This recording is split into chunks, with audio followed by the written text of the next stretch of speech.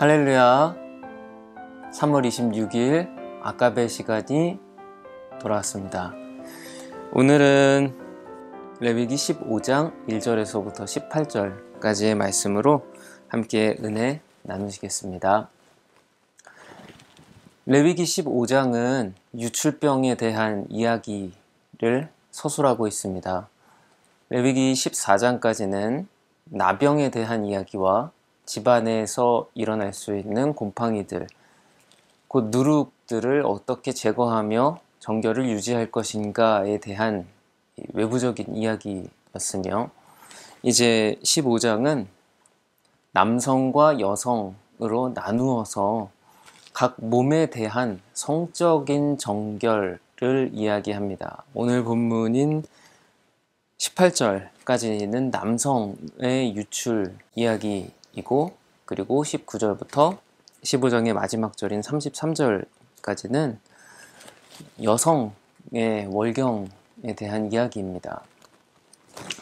먼저 오늘 본문인 15장 1절에서 18절까지의 내용을 보시면 2절에 말씀해 주시기를, 누구든지 그의 몸에 유출병이 있으면 그 유출병으로 말미암아 부정한 자라 라고 합니다. 이 유출병이라고 하는 단어는 25절에 보시면 여성에게도 이 피의 유출이라고 사용됩니다.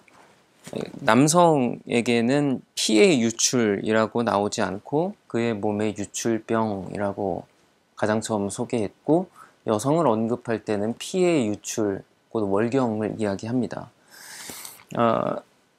15장 2절에서 그의 몸에 유출병이 있을 때, 그의 몸이라고 하는 단어는 남성의 생식기를 완곡하게 표현한 단어입니다. 즉 어떤 남성의 생식기에서 고름 등이 지속해서 나오는 상태를 묘사한 것이죠. 하나님께서는 레위기 15장에서 이러한 상태를 어떻게 다룰 것이냐라고 하는 대처법보다 자세한 사례들을 소개하십니다. 이를테면 그 사람이 입고 있었던 옷이 5절에 보시면 옷을 어떻게 할 것이냐, 그리고 또 눕거나 앉았던 자리 6절의 것들, 그리고 만진 그릇의 것들은 어떻게 할 것이냐, 그리고 침을 튀기게 될 때에는 어떻게 할 것이냐, 그릇은 12절, 그리고 또 이제 침을 튀기게 되는 이 이야기는 이 뒷부분 13절에서부터 마지막 절에 등장하게 됩니다. 각 내용들의 핵심은 이것들이 실질적으로 그가 닿은 모든 것이 부정해진다 라고 하는 것입니다. 그리고 누구든지 접촉을 통해서 제3자에게 2차적인 전파를 할 수 있다고 하는 것, 곧 전염력이 강하다라고 경고해 주시는 것입니다. 그러면 이 남성에게 있어서의 오늘 말씀에서 등장하는 이런 유출의 사례, 남성의 생식기에서의 고름이라든지 혹은 몽설이라고 하든지, 이것들은 지극히 오늘날은 자연스러운 일인데 왜 이것을 이렇게까지 엄격하게 말씀해 주시는 것인가? 물론 말씀드린 것처럼 이 남성의 이 몽설이라든지 어떤 질병적인 부분 그 자체가 죄는 아닙니다.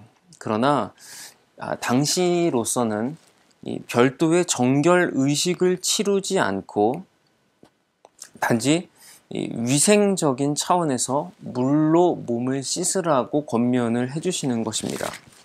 즉 오늘 말씀에 보시면 이제 오늘 말씀들, 앞서 말씀드린 입은 옷과 누웠던 자리, 만진 그릇들, 그리고 튀긴 침의 자리들의 공통점은 모두 다 물로 씻은 후에 정하게 된다라고 13절에 나와 있습니다.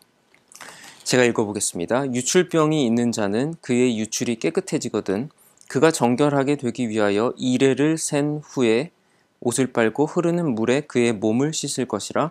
그러면 그가 정하리니 라고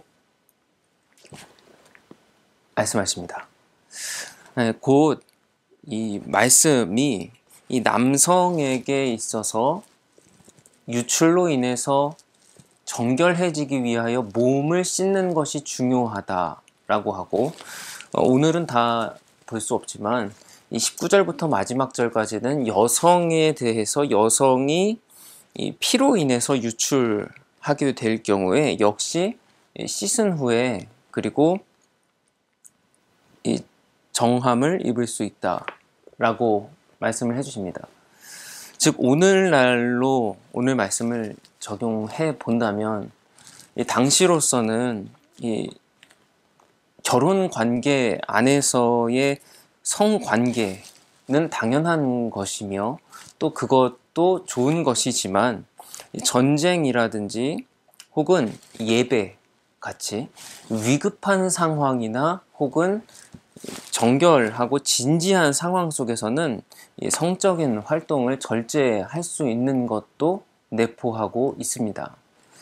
곧 오늘 레위기 말씀은 현대의 시각에서는 이것이 어떻게 엄격하게 다루어져야 하는 내용입니까? 자연스러운 생리적인 현상이 아닙니까? 라는 질문이 던져질 수 있지만 당시 구약적인 관점에서 본다면 첫 번째, 위생을 위해서도 하나님께서 백성들을 다스려 주시는 방편이기도 하고, 그리고 또한 두 번째는 당시에 이스라엘 백성들이 이동하고 있는 그리고 그 가나안 땅에 들어가서 정착하게 되는 이러한 거주민으로서 또 전쟁이라든지 각종 상황과 사태가 벌어졌을 때 이 진지함을 가지고 성적인 어떠함보다 하나님 앞에서의 거룩이 먼저가 되도록 우선순위를